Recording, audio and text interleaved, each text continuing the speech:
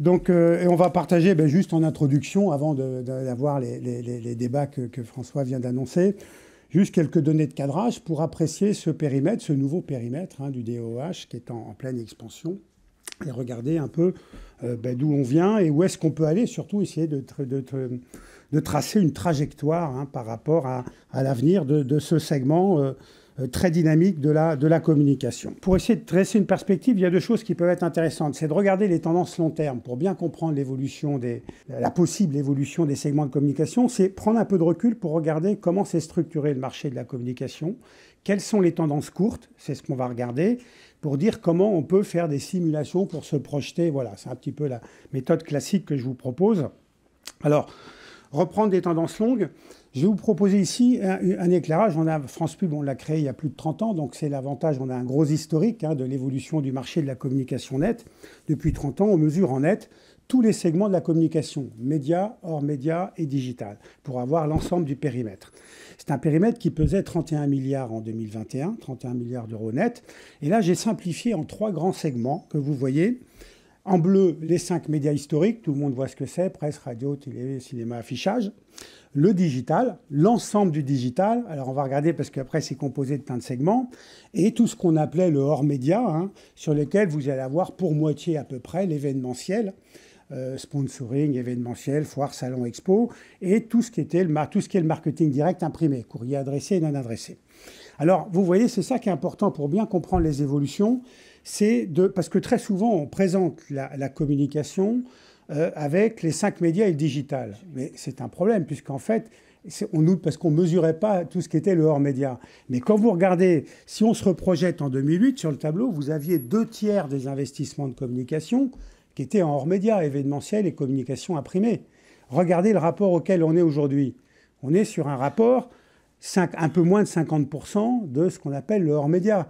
Alors, il faut avoir ça en tête, parce que quand on analyse l'évolution du digital et des 5 médias, de ne pas prendre en compte ce périmètre global, on ne comprend pas, en fait, bien l'évolution des 5 médias et du digital. Alors, le premier constat qui saute aux yeux sur ce petit graphe très simple, c'est en 2008, vous avez une part du digital en rose qui est très faible, vous voyez, et regardez l'énorme part que ça a pris, puisqu'aujourd'hui, c'est un peu plus d'un quart du marché, et non pas la moitié, parce que si vous prenez le digital et les 5 médias, vous dites que c'est la moitié. En fait, moi je dis c'est un quart du marché global de communication. C'est une analyse qui est complètement différente et qui vous permet de mieux cerner les évolutions possibles de chacun des médias. Vous constatez que la poussée du digital, en fait, le segment rose, c'est essentiellement fait sur le hors-média. Et au sein du hors-média, c'est essentiellement fait sur le marketing direct imprimé, courrier adressé et non adressé. Donc il y a déjà une tendance très lourde. On parle beaucoup aujourd'hui de la réduction des catalogues avec toutes les prises de position des acteurs de la distribution, les politiques erreurs seules, l'évolution du coût du papier. Mais c'est un phénomène qui n'est pas nouveau. Alors il faut rappeler que ça pèse très lourd quand même. C'est plus de 4 milliards d'euros encore. C'est quand même un net. Voilà. Mais on voit bien qu'il y a déjà eu, sur les périodes plus longues, une décélération, puisque le courrier imprimé a baissé de 50%, et le courrier, le prospectus, a baissé de 25% sur la période. Et vous regardez qu'en fait, le gros de la projection du développement du digital s'est fait sur ce segment-là, et non pas sur les 5 médias. Alors, au début, oui, un petit peu, mais regardez d'ailleurs, si vous prenez sur une tendance courte, la part de marché des 5 médias historiques, depuis 2 ans, reste stable dans cet univers global de communication. Alors, c'est une lecture un petit peu différente, mais qui est importante pour bien comprendre l'évolution de chacun des segments de communication. Un point important, vous voyez, dans la stabilisation de la part de marché des 5 médias historiques, en bleu clair, vous avez ce qu'on appelle le digital média, qui s'est développé très tardivement. Mais regardez la part qu'elle représente aujourd'hui, plus 16% d'évolution en fait sur la dernière année. Donc ça, c'est toute la digitalisation au sein des médias dans le cadre d'une offre globale des 5 médias et la partie digitale qu'on va retrouver en télé, qu'on va retrouver en radio sur les podcasts et qu'on va retrouver bien sûr en presse maintenant énormément. Même si c'était beaucoup plus tardif en presse, et qu'on va retrouver, c'est notre sujet du jour, sur l'affichage, avec le développement du DOH, qui est un segment le plus dynamique à l'intérieur du digital média. Et vous voyez que du coup, avec le développement de ce digital média, principalement emmené par le digital média dans l'affichage, c'est ce qui a permis de maintenir les parts de marché des 5 médias historiques sur la période récente. Voilà, c'est un élément important. Donc ça veut dire que là, quand on regarde cette analyse, quand on se dit, du coup, quand il va y avoir une accélération de la baisse, et certainement pas une suppression des catalogues, comme on l'entend dire, parce qu'on l'avait déjà entendu dire il y a 20 ans, donc moi je vous donne mon... Mais je prends un risque aujourd'hui, je vous dis que ça ne disparaîtra pas, bien évidemment. Il n'y a aucun média qui a disparu. On a toujours dit quand la radio est arrivée, que la presse allait disparaître, quand la télé est arrivée, que la radio allait disparaître. Tout ça, vous l'étudiez parfaitement, vous savez que c'est faux. C'est juste une proportion qui va changer en fonction des besoins et des attitudes et des besoins des consommateurs. Ça va continuer à se réduire, forcément. Donc on l'estime, on va le voir, à peu près. On a perdu 20% en 7-8 ans sur l'imprimé adressé. On va perdre à peu près 20%, 400 millions d'euros sur un an. Ça va s'accélérer, mais après, ça va se relativement s'accélérer. Et à peu près un peu moins d'1 milliard à échéance. Donc, il va y avoir une somme d'argent importante qui va se déverser de la partie jaune, marketing imprimé, vers le digital ou les 5 médias historiques. Vers où ça va aller? Eh bien, nous, ce qu'on mesure, c'est que ça va aller proportionnellement beaucoup plus vers les médias historiques et notamment le digital média. Pourquoi? Parce que la croissance du digital, ici, que vous voyez, qui était très forte, croissance à 2 chiffres sur les dernières années, est en train de se stabiliser, en fait. On voit que sur la fin de l'année, on arrive à un niveau de croissance de l'ensemble du digital qui est de l'ordre de 4%, 3-4% sur la fête période. Et on devrait se stabiliser à peu près sur ces valeurs-là, alors qu'on a connu des croissances à 2 chiffres. Et vous voyez que le digital média, les 5 médias, lui, est en croissance de 16%.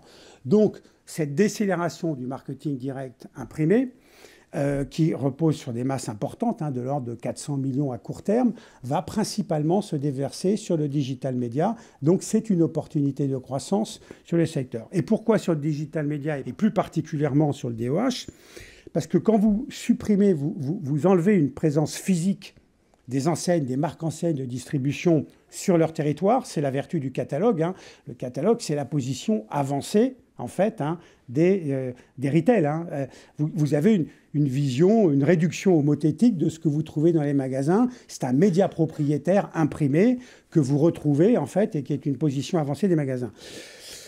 Si vous le réduisez, d'abord, faut le réduire, mais attention, il y a encore une grande partie de la population qui en a besoin et qui est en appétence. Donc, il va y avoir une réduction, mais vous avez besoin de garder une présence physique de votre réseau retail sur le territoire. Et c'est là où la place, aujourd'hui, c'est ce qu'on mesure, que la place dans le sujet du jour, le DOH, a une place importante, c'est que au-delà de la partie qui va se déverser dans la communication digitale, on va numériser les catalogues, vous allez arithmétiquement avoir la nécessité d'avoir une présence physique dans le monde physique, voilà.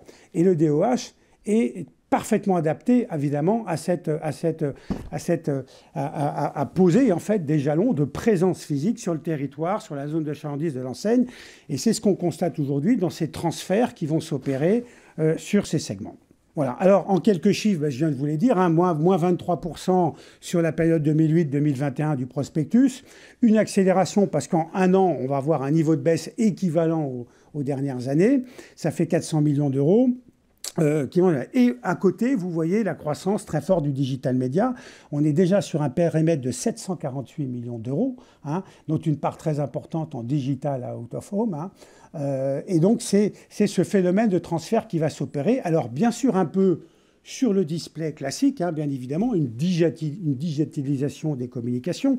Mais là, on a déjà atteint un niveau très élevé, puisqu'aujourd'hui, le niveau de pression et d'usage déjà de transfert des campagnes de marketing direct imprimées sur le digital, classique, display, il a déjà eu lieu, il est déjà en cours. Donc on arrive à un phénomène de saturation renforcé par la suppression des cookies tiers. Donc du coup, on voit bien ce transfert possible aujourd'hui sur ce segment du digital média et principalement du digital du DOH. Alors en quelques chiffres, et je terminerai sur cette partie-là pour laisser la place à la table ronde, quelles sont les évolutions possibles par rapport à ça? Donc vous avez regardé l'évolution sur la période courte du DOH, donc un marché qui devient... Alors il y a eu un phénomène, quand même pour bien interpréter ces chiffres, entre 2021 et 2022, il y a un phénomène de rattrapage, parce que bien évidemment en phase Covid, tout l'affichage a été complètement à l'arrêt, hein, bien évidemment. Donc vous avez un phénomène de rattrapage avec des croissances très fortes sur 2021-2022. Mais regardez, ça se poursuit en fait, cette tendance-là. Aujourd'hui, on est sur des valeurs de croissance compte tenu, donc ça c'est l'analyse de la projection de ce qu'on mesure des comportements des annonceurs, hein, comment ils vont répartir ces 400 millions d'euros qui vont se libérer. Eh bien, on voit qu'ils ont fléché une partie significative pour les raisons qu'on vient de voir sur le digital media et principalement sur les DOH. Ce qui veut dire qu'à date, compte tenu de cette analyse de tendance et de ce qu'on mesure dans les stratégies des annonceurs, on est sur une vitesse de croisière de 15% du média dans les perspectives court terme. Ce qui est énorme dans le contexte aujourd'hui flat de l'économie et qui va faire un marché global de la communication qui va être étal plus. Hein. Voilà, après les phases de rattrapage, on va être dans une très bonne résistance. Il faut voir que dans le contexte économique actuel, sur une série de 30 ans, le marché devrait plonger de 10%. Hein. Voilà, parce qu'il y a toujours un décalage. Quand vous êtes en stabilité-récession de l'économie, la com plonge de 10%. Quand vous êtes en expansion, 2-3%, la communication explose. Hein, voilà. Donc là, on est clairement dans un PIB annoncé de 1,5. Hein. Ça devrait, en principe, faire un -4 en communication. Ça ne fera pas un -4, ça fera un marché positif. C'est la spécificité de ce contexte actuel où la gestion des crises et l'agilité fait qu'aujourd'hui, les marchés résistent très bien et que vous avez des segments de marché aussi d'annonceurs qui caracolent, ce qui fait que ça dynamise le marché. Donc le marché ne va pas s'effondrer en 2023, il va résister, mais on va être sur des valeurs de progression très faible. Eh bien, dans ce contexte, et pour les raisons qu'on vient d'évoquer, on a cette vision de projection du segment qui nous intéresse aujourd'hui, du DOH, en très forte progression. Voilà pour cadrer le débat. Je ne veux pas être plus long et laisser la place à la table ronde. Merci de votre attention.